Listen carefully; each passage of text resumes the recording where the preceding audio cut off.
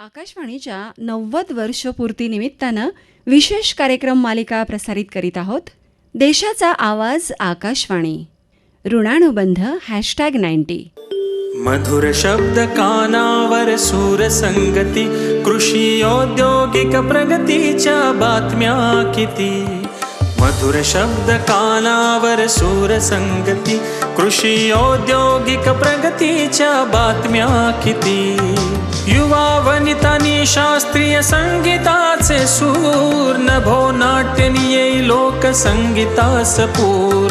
युवा वनितांनी शास्त्रीय संगीताचे सूर, नभो नाट्यनीये लोकसंगीतास पूर. प्रिय अमुची आकाशवाणी, प्रिय अमुची आकाशवाणी. श्रोते हो, नमस्कार. देशाचा आवाज आकाशवाणी ऋणानुबंध #90. आजच्या या शेवटच्या भागात तुमचं सगळ्यांचं स्वागत करतो. एखाद्या घरातल्या अत्यंत शिस्तबद्ध आणि थोड्या करड्या अशा मोठ्या माणसाचा विचार केला तर आपल्या डोळ्यासमोर नेमकं काय चित्र उभं राहतं? सांगू? म्हणजे असा एखादा माणूस जो भल्या पहाटे उठतो आणि संपूर्ण घराला कामाला लावतो. अगदी तसं. आणि तो जे बोलतो ना, ते घरातले सगळेजण अगदी लक्ष देऊन ऐकतात. हो ना. आणि विशेष म्हणजे त्याच्या शब्दाला किंवा त्यानं घालून दिलेल्या नियमाला घरात कुणीही कधीच ओलांडत नाही. तो सांगेल ती पूर्व दिशा, अशीच परिस्थिती घरामध्ये असते. खरं आहे. आणि मोठ्या माणसाचं असणं ही केवळ एक सवय नसते, तर तो असा भक्कम आधार असतो ज्याभोवती त्या घराचं संपूर्ण वेळापत्रक फिरत असतं. हो ना. पण इथं खरी गंमत आहे की आजच्या या सखोल चर्चेत आपण ज्या मोठ्या माणसाची गोष्ट करणार आहोत ना, तो कोणी रक्ताचा नातेवाईक नाहीये बरं का. अच्छा, म्हणजे हाडामासाचा माणूस नाही येतो? अजिबात नाही. तो आहे आपला रेडिओ. आणि संपूर्ण खानदेशाला जोडणारी यंत्रणा म्हणजे आपलं जळगाव आकाशवाणी केंद्र. अरे वा, हा दृष्टिकोनच खूप रंजक आहे. हो ना. म्हणजे हे केवळ एका रेडिओ केंद्राचं 50 वर्षांचं जुनं रेकॉर्ड नाहीये, तर एका निर्जीव यंत्रानं एखाद्या जिवंत कुटुंबातील कर्त्या सदस्याचं स्थान कसं मिळवलं याची ही एक अत्यंत विलक्षण कहाणी आहे. जळगाव आकाशवाणी केंद्राची 1976 मध्ये स्थापना झाली होती. हो. आणि त्यानंतर अवघ्या 2च वर्षांच्या काळात 1978 मध्ये त्यांच्या स्थायी स्टुडिओत प्रत्यक्ष प्रसारणाला सुरुवात झाली. अरे बापरे, खूपच वेगानं काम झालं म्हणायचं मग हे. पण यातला सगळ्यात महत्त्वाचा टप्पा होता ना, तो म्हणजे शिरसोली इथं उभारलेलं प्रक्षेपण केंद्र, म्हणजेच शिरसोलीचा भला मोठा टॉवर. हो, हे नुसतं बांधलेलं लोखंडी टॉवर नव्हतं बरं, तर ती अशी एक यंत्रणा होती, हां. तंत्रज्ञानाची झेप होती, हो ना.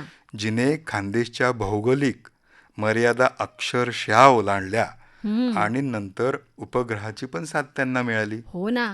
त्यामुळं जळगाव आकाशवाणीचा आवाज केवळ एका शहरापुरता मर्यादित राहिला नाही, तर तो संपूर्ण खानदेशातील घराघरात अत्यंत सुस्पष्टपणे पोहोचू लागला. म्हणजे तो काळ असा होता की जेव्हा माहितीची आणि मनोरंजनाची साधनं आजच्या इतकी सहज उपलब्ध नव्हती. अजिबात नव्हती. त्यामुळं रेडिओ हे नुसतं एक मशीन राहिलेलं नव्हतं. खरं तर रेडिओवरून येणारा प्रत्येक शब्द हा निर्विवादपणे प्रमाण मानला जायचा. हो. आणि जातो. हो ना. इथं मला एक गोष्ट खूप आश्चर्यकारक वाटते. कोणती? या रेडिओनं केवळ भौगोलिक अंतर पार केलं नाही, तर चक्क लोकांच्या रोजच्या जगण्याची वेळ आणि त्यांचा दिनक्रमही निश्चित केला. अगदी बरोबर. हे एका अर्थानं तंत्रज्ञानानं मानवी सवयींवर मिळवलेलं एक खूप मोठं नियंत्रण म्हणावं लागेल. हो. कारण तंत्रज्ञान जेव्हा मानवी सवयींचा इतका खोलवर भाग बनतं ना, तेव्हा ते संपूर्ण समाजाला एका अदृश्य धाग्यात बांधून ठेवतं. बरोबर. आकाशवाणीच्या बाबतीत तो धागा म्हणजे त्यांनी दिलेली वेळेची शिस्त. जेव्हा आपण वेळेचा विचार करतो ना, तेव्हा वैयक्तिक वेळ आणि सामूहिक वेळ असे 2 त्याचे वेगळे प्रकार असतात. आणि जळगाव आकाशवाणीनं या परिसराला सामूहिक वेळ मिळवून दिली. नक्कीच. आणि हे सामूहिक वेळेचं सूत्र खऱ्या अर्थानं 5:53 सुरू व्हायचं. 5:53 ही वेळ नुसती घड्याळातली वेळ नव्हती. हो ना. ती एका नव्या दिवसाचा अलार्म असायचा. पण अलीकडचं आकाशवाणी जळगाव केंद्र 5:51 सुरू होतंय. ट्रान्झिस्टरमधून अत्यंत खणखणीत आणि प्रसन्न आवाजात श्रोते हो, हे आकाशवाणीचं जळगाव केंद्र आहे अशी साद घातली जाते. अगदी. बातम्या लागल्या की चहाची वेळ झाली, कामगार सभा सुरू झाली की शेतात जायची वेळ हो झाली. ना. असं घड्याळ वेळ चालवणारं एक अचूक वेळापत्रक होतं. हो, जेव्हा एखादा समाज एकाच विशिष्ट ध्वनीला किंवा एकाच कार्यक्रमाला एकत्र प्रतिसाद देऊ लागतो, तेव्हा त्या समाजात नकळतपणे एक सामूहिक ऐक्य निर्माण होत जातं. क्या बात आहे. हां, आणि आजच्या काळाशी याची जर आपण तुलना केली तर आपण अलार्म लावण्यासाठी किंवा गाणी ऐकण्यासाठी अलेक्सा किंवा गुगल होम यासारखे स्मार्टफोन असिस्टंट वापरतो. अगदी तसंच. हो, आता सगळं स्मार्ट झालंय हो ना. ना. पण तो जुन्या काळातला रेडिओ हा खऱ्या अर्थानं आपला ओरिजिनल स्मार्ट असिस्टंट होता बरं का, असं म्हणायला काहीच हरकत नाहीये. खरंय. फरक फक्त इतकाच होता की आज आपण असिस्टंटला आदेश देतो, हो ना.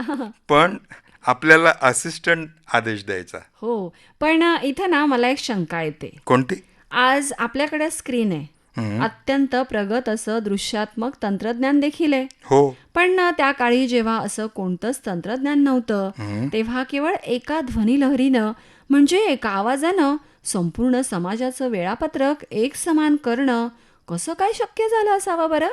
यातच त्या आवाजाची खरी ताकद आणि मेंदूची कार्यपद्धती दडलेली आहे. हो. म्हणजे स्मार्ट असिस्टंट हे अत्यंत वैयक्तिक आहे. हो, पण आताचं काय आहे ना, स्मार्टफोन फक्त एका व्यक्तीच्या सूचना ऐकतात. बरोबर.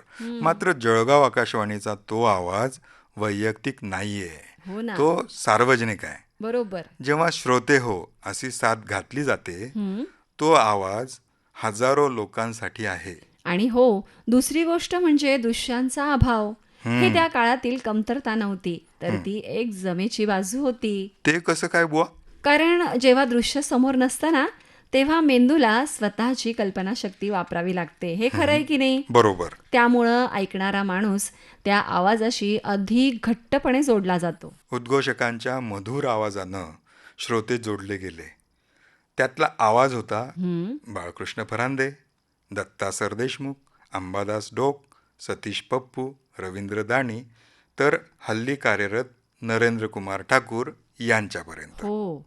याबरोबरच पूर्वी उषा शर्मा, मोहिनी पंडित, स्मिता दीक्षित आणि प्रतिमा जगताप ही सगळी मंडळी म्हणजे सेलिब्रिटीज. हो ना. आणि आजही जे नैमित्तिक उद्घोषक इथं काम करतात ना, त्यांनी सुद्धा हीच परंपरा कायम सुरू ठेवली आहे. बरोबर. आकाशवाणीच्या या उद्घोषकांनी लोकांच्या मनावरती अशी जादू केली आहे की या उद्घोषकांची एक खूप मोठी आणि समृद्ध परंपरा जळगाव आकाशवाणीला लाभली. हो ना. त्यांची भाषा, त्यांचे उच्चार, आवाजातील तो अचूक चढ उतार आणि सर्वात महत्त्वाचं म्हणजे त्यांच्या बोलीतली ती अस्सल आपुलकी. त्यांनी निर्माण केलेलं हे नातं म्हणजे एक प्रकारचं पॅरासोशनल रिलेशनशिपच होतं. म्हणजे एकतर्फी पण अत्यंत जिव्हाळाचं असं मानसिक नातं. आपल्या संपूर्ण सांस्कृतिक इतिहासाचं जतन करण्याचं एक अतिशय गुंतागुंतीचं आणि प्रचंड मोठं कार्य केलं आहे. आकाशवाणी जळगाव केंद्राच्या संग्रहालयात एका अर्थानं हा जो ठेवा आहे ना संग्रहालयाचा, सांस्कृतिक इतिहासाचा हा एक जिवंत पुरावा हो आहे. ना. आणि तिथं केवळ गाणी किंवा नाटकं नाही आहे बरं का. मग अजून आहे तरी काय तिथे? तिथं अनेक महनीय व्यक्तींचे विचार, त्यांची भाषणं अत्यंत काळजीपूर्वक जतन करून ठेवलेली आहेत. आणि याचं एक उत्तम उदाहरण म्हणजे 1978 मध्ये महाराष्ट्राचे लाडके व्यक्तिमत्व पु ल देशपांडे हे अंमळनेरला आले होते. अरे वा. आणि तिथं त्यांनी साने गुरुजींच्या पुतळ्याचं अनावरण केलं होतं. हां. त्यावेळी त्यांनी जे अत्यंत अभ्यासपूर्ण आणि बहारदार भाषण दिलं होतं ना, तो अमूल्य ठेवा आजही जळगाव आकाशवाणीच्या संग्रहालयातल्या मॅग्नेटिक टेप्सवर अगदी सुरक्षित आहे. बाप रे. अशा जुन्या संग्रहालयांना अनेकदा लोक टाईम मशीन म्हणतात. पण मला हे वर्णन अगदी थोडं वेगळं वाटतं. हे संग्रहालय म्हणजे एका अर्थानं ध्वनीचा जीवाश्म किंवा अकॉस्टिक फॉसिल रेकॉर्ड आहे असं म्हणणं जास्त योग्य ठरेल. हो ना, कारण ज्याप्रमाणे जीवाश्मांमध्ये हजारो वर्षांपूर्वीचा DNA सुरक्षित असतो ना, तसंच या मॅग्नेटिक टेप्सवर 70 आणि 80च्या दशकातला खानदेशचा संपूर्ण सांस्कृतिक DNA सुरक्षित ठेवण्याचं काम या आपल्या आकाशवाणीनं केलं. हो, आणि आजच्या या डिजिटल युगात जिथं आपला डेटा कधीही करप्ट होईल याचा काहीच भरोसा नसतो, मॅग्नेटिक टेप्सवरील आयर्न ऑक्साईडचा लेप सुरक्षित ठेवून 1978 सालचा पु ल देशपांडे यांचा तो थेट आवाज आजच्या पिढीपर्यंत पोहोचवणं ही तांत्रिकदृष्ट्याही अत्यंत कठीण गोष्ट आहे. बरोबर. आणि हे सहज साध्य झालं नाही बरं का. मग 70 आणि 80च्या दशकामध्ये रेकॉर्डिंगच्या टेप्स खूप महाग असायच्या. अच्छा, म्हणजे टेप्सची कमतरता असायची का तेव्हा? हो, अर्थातच. अनेकदा खर्च वाचवण्यासाठी जुन्या कार्यक्रमांवर नवीन कार्यक्रम रेकॉर्ड केले जायचे. हो. अशा परिस्थितीमध्ये पु ल देशपांडे यांचं किंवा इतर साहित्यिकांचं भाषण पुसून न टाकता सांस्कृतिक ठेवा ते जपून ठेवणं हो. हा एक जाणीवपूर्वक घेतलेला सांस्कृतिक निर्णय म्हणता येईल. हो ना, म्हणजे तत्कालीन नेतृत्वाची म्हणजे केंद्र निर्देशकांची ही कमालच होती बुवा. हो, त्यावेळचे LG भागवत, MD गायकवाड, उर्वशी जोशी, अनिल देशमुख यासारख्या अनेक स्टेशन डायरेक्टर्सने आपल्या कारकिर्दीमध्ये या केंद्राला केवळ सरकारी कार्यालय मानलं नाही, हो ना. तर आपलं घरच मानलं त्यांनी. हो, आणि खरंच ना. आणि हो ना, त्यांच्या कामाप्रती सुद्धा खूप प्रेम होतं. हो, एका स्थानिक प्रादेशिक केंद्राकडं राष्ट्रीय दर्जाच्या साहित्यिकांचा असा ठेवा असणं हे त्यांनी आजचा विचार न करता उद्याच्या पिढीसाठी केलेल्या गुंतवणुकीचं हे फळ आहे. ही दूरदृष्टी खरोखर कौतुकास्पद आहे. पण इतिहास जपणं आणि जुन्या आठवणींमध्ये रमणं हो ना. हे तुलनेनं सोपं असतं. अनेक पारंपरिक संस्था त्यांच्या सुवर्ण काळात अडकून पडतात, हो ना. पण काळाच्या ओघामध्ये नामशेषही होतात. बरोबर. पण आपलं आकाशवाणी केंद्र 50 वर्ष पार करत आहे. हो ना, पण जळगाव आकाशवाणीच्या बाबतीत असं मुळीच झालेलं नाही बरं का. त्यांनी बदलत्या काळाशी आणि नव्या पिढीच्या तंत्रज्ञानाशी स्वतःला अतिशय कुशलतेनं जोडून घेतलं. होय, आणि या बदलाचं उत्तम उदाहरण म्हणजे सध्याचे केंद्रप्रमुख हो. ज्ञानेश्वर बोबडे यांच्या नेतृत्वाखाली सुरू असलेलं कामकाज. हो ना. त्यांनी या केंद्राच्या कामकाजामध्ये नाविन्य आणलंय. हो ना. ते खूप लक्षवेधी आहे. त्यांनी केवळ करमणुकीवरती भर न देता शैक्षणिक, सांस्कृतिक आणि विशेषतः कृषीविषयक कार्यक्रमांमध्ये अत्यंत सखोल योगदान दिलंय. कृषीविषयक कार्यक्रम? हो, यातला शेतशिवार हा कार्यक्रम तर शेतकऱ्यांसाठी एक अतिशय महत्त्वाचा मार्गदर्शक ठरलेला आहे. माती परीक्षण कसं करायचं, खतांचं आणि अन्नद्रव्यांचं नियोजन व्यवस्थापन कसं असावं, हो ना. इथपासून तर आधुनिक शेतीचे प्रयोग याबाबत त्यांनी अत्यंत शास्त्रीय माहिती दिलेली आहे. पण एक मिनिट, इथे पुन्हा माझा एक प्रश्न उभा राहतो. तो म्हणजे शेतीसारखा विषय तर पूर्णपणे दृश्यात्मक आहे, हो बरोबर. की नाही? मग तो आकाशवाणीवर कसा? म्हणजे बघा ना, पिकावर पडलेली विशिष्ट कीड किंवा पानांचा पिवळेपणा हे सगळं प्रत्यक्ष डोळ्यांनी बघण्यासारखं आहे.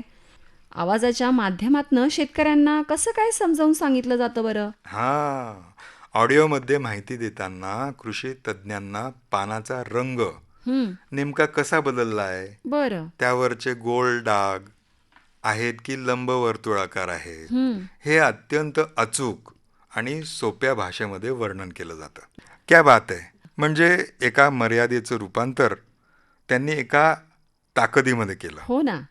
फक्त शेतकरीच नाही, तर तरुणांसाठी सुद्धा त्यांनी कॉलेज कट्टासारखे कार्यक्रम आणले, जिथे तरुणांचे प्रश्न आणि त्यांच्या आकांक्षा मांडल्या जातात. हो, आणि हो, एवढंच नाही बरं का, असंच काही करायला घरपण येत नाही. तर या जळगाव केंद्राच्या नाटकानं तर अखिल भारतीय नाट्य स्पर्धेत मानाचं स्थान मिळवलंय. वा, हे तर या केंद्राचं सृजनशीलतेचं आणि बदलत्या काळाशी संगत राहण्याचं उत्तम उदाहरण हो म्हणता येईल. ना. Jalgaon Akashvani news on AIR ॲपवर, DTHवर, इंटरनेटवर, यूट्यूबवर, इंस्टाग्रामवर, इतकंच काय तर पॉडकास्ट प्लॅटफॉर्मवर सुद्धा उपलब्ध आहे. आणि गेल्या वर्षापासून तर FM वर देखील जळगाव आकाशवाणी केंद्र ऐकता येतंय. हे स्थित्यंतर खूपच रंजक आहेत. हो. पण अगदी अशी पारंपरिक संस्था जिला 50 वर्षांचा मोठा इतिहास आहे, जेव्हा ती डिजिटल विश्वामध्ये पाऊल ठेवते, हो. तेव्हा आपला तो मूळ गाभा आणि लोकांचा त्यावर असलेला विश्वास, म्हणजे तो विश्वास न हो गमावता ना. या नव्या डिजिटल पिढीशी जोडलं जाणं हे अत्यंत आव्हानात्मक असतं. नक्कीच. प्लॅटफॉर्म कोणताही असो, मग तो जुना ट्रान्झिस्टर असो वा आजचा नवा कोरा स्मार्टफोन, जर तुमचा आशय लोकांच्या थेट उपयोगाचा असेल तर लोक तुमच्याशी जोडले जातात, म्हणजे अगदी बरोबर, जातातच. अगदी बरोबर. कृषी तंत्रज्ञान सांगणारा शेतशिवार असो किंवा तरुणाईचे प्रश्न मांडणारा कॉलेज कट्टा असो, त्यांनी नेहमीच समाजाला थेट उपयोगी पडणारा, त्यांच्या दैनंदिन जीवनाशी निगडीत असाच आशय दिलाय. प्लॅटफॉर्म बदलला तरी नाळ तीच राहिली. हो ना. हेच या यशाचं खरं गमक आहे. बरोबर.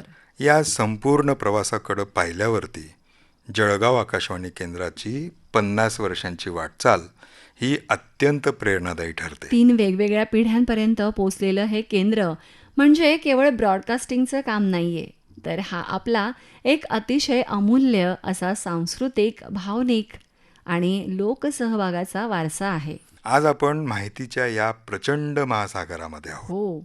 जिथे कुठूनही कोणतीही माहिती सतत आपल्यावरती आदळत हो असते. ना.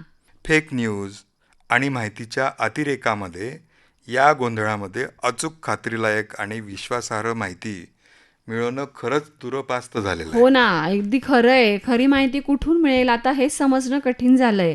अशा वेळी एकाच व्यासपीठावरून एका बाजूला शेतीचं अत्याधुनिक ज्ञान देणं, तर दुसऱ्या बाजूला तरुणाईचे नवे विचार मांडणं आणि त्याच वेळी आपल्या ऐतिहासिक ठेव्याचं अत्यंत काळजीपूर्वक संवर्धन करणं, हे सगळं एकत्र. हो. एखादी संस्था हे सर्व एकाच वेळी कसं लीलया पेलू शकते, याचा हा संपूर्ण अभ्यास आपल्या सर्वांसाठीच एक मोठा मार्गदर्शक धडा आहे. आकाशवाणीनं सलग 50 वर्षे एकाच वेळी 3 वेगवेगळ्या पिढ्यांना एकत्र बसून श्रोते हो या एका सांधेवर जोडून ठेवलंय. हो. आज प्रत्येक व्यक्ती स्वतःच्या हातात मोबाईल घेऊन स्वतःच्या एका वेगळ्या स्वतंत्र विश्वात हरवलेली असते. सगळीकडे आता आपल्याला तेच चित्र दिसतं. घरात 4 माणसं असली तरी प्रत्येकाची स्क्रीन वेगळी आणि प्रत्येकाचं आभासी जग हे सुद्धा वेगळं असतं. दुर्दैवाने हे वास्तव आहे आता. हो ना. आकाशवाणीनं खऱ्या अर्थानं समाजाला जे भरभरून दिलं ना, त्याची नोंद इतिहासामध्ये कायम सुवर्णाक्षरांनी राहील. हो, नक्कीच. आपण #90 हा जो विलक्षण प्रवास उलगडला ना, तो नक्कीच सगळ्यांना अंतर्मुख करेल. नक्कीच. सर्वांना हा प्रवास अंतर्मुख करेल, यात शंकाच नाही. श्रोतेहो, आता ऐकूया सुप्रसिद्ध गायिका प्रमिला दातार यांचं मनोगत. जळगावच्या आकाशवाणीच्या रसिक प्रेक्षकांना माझा खूप खूप प्रेम भरा नमस्कार. मी प्रमिला दातार आज या निमित्ताने आपल्याशी संवाद साधता आला, ह्याचा मला खूप आनंद आहे. आम्ही ज्या चाळीत गिरगावात मुंबईत राहत होतो तिथे पहिल्यांदा वीज पण नव्हती आणि त्यामुळे रेडिओ किंवा अशी संसारातली काही इलेक्ट्रिक उपकरणं असाचा संबंध नव्हता. पण जेव्हा वीज आली तेव्हा माझी आई गमतीने म्हणायची, आता बघ टूक केलं की फूक होतं. खूप सगळे आनंदले. आणि मग आमच्या घरी पहिला रेडिओ ॲम्झेल कंपनीचा मी असेन 7-8 वर्षाची त्यावेळेला, म्हणजे 1950च्या आसपास त्यावेळेला आला. सुप्रसिद्ध गायिका प्रमिला दातार यांचं मनोगत श्रोतेहो आत्ता आपण ऐकलत. मधुर शब्द कानावर, सूर संगती, कृषी औद्योगिक प्रगतीच्या बातम्या किती. मधुर शब्द कानावर, सूर संगती, कृषी औद्योगिक प्रगतीच्या बातम्या किती. युवा वनितांनी शास्त्रीय संगीताचे सूर, नभो नाट्यनीये लोकसंगीतास पूर. युवा वनितांनी वाजवी शास्त्रीय संगीताचे सूर नभो नाट्य येई लोक संगीतास पूर प्रिय अमुची आकाशवाणी प्रिय अमुची आकाशवाणी. आकाशवाणीच्या 90 वर्ष पूर्तीनिमित्तानं विशेष कार्यक्रम मालिका आपण ऐकलीत. देशाचा आवाज आकाशवाणी ऋणानुबंध #90. या कार्यक्रमाचं लेखन केलं होतं किशोर कुलकर्णी यांनी. लेखकासह सहभाग होता सारिका दांडगे यांचा. कार्यक्रमाचे सादरकर्ते होते ज्ञानेश्वर बोबडे. आकाशवाणीच्या 90 वर्ष पूर्तीनिमित्तानं विशेष कार्यक्रम मालिका प्रसारित करीत आहोत.